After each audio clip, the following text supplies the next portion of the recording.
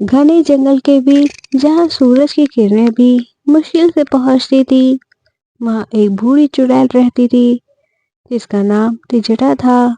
लोग कहते थे वह बहुत शक्तिशाली थी और जंगल के सभी जीव उसे डरते थे। लेकिन एक जीव ऐसा था जो ना तो उसे डरता था और ना ही उसकी बात मानता था, जिसका नाम था नागराज, जंगल का सबसे बड़ा सांप। एक दिन त्रिजटा जंगल में जड़ी बूटियां इकट्ठा कर रही थी। तभी एक झाड़ी से फुफकारने की आवाज आई।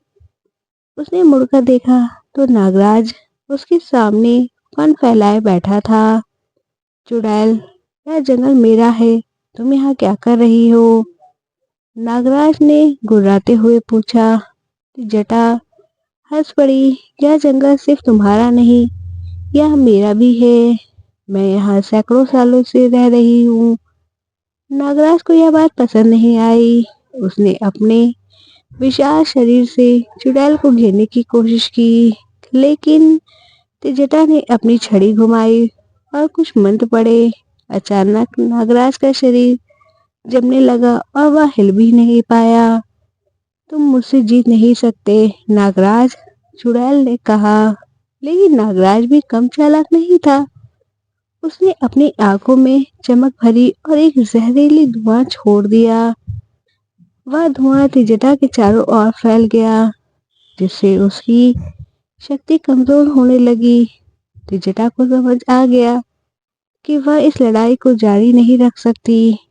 उसने झट से जमीन पर एक गोला बनाया और उसमें एक मंत्र पढ़ा।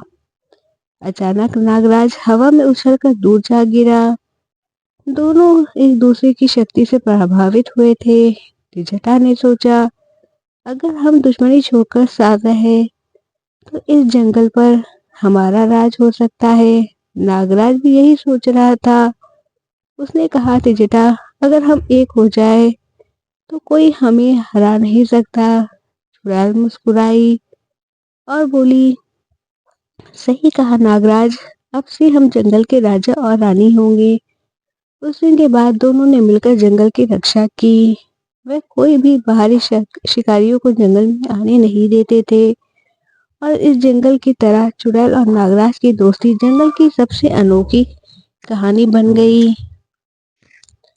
इस कहानी से हमें यह सीख मिलती है, दुश्मनी छोड़कर एकजुट होना ताकत का असली स्रोत बन सकता है। ये चुड़ैल की कहानी हमें सिखाती है, अगर हम अपने जाति दुश्मनी और मतभेदों को दरकिनारे कर मिलकर हम काम करें तो बड़ी से बड़ी चुनौतियों का सामना आसानी से कर सकते हैं।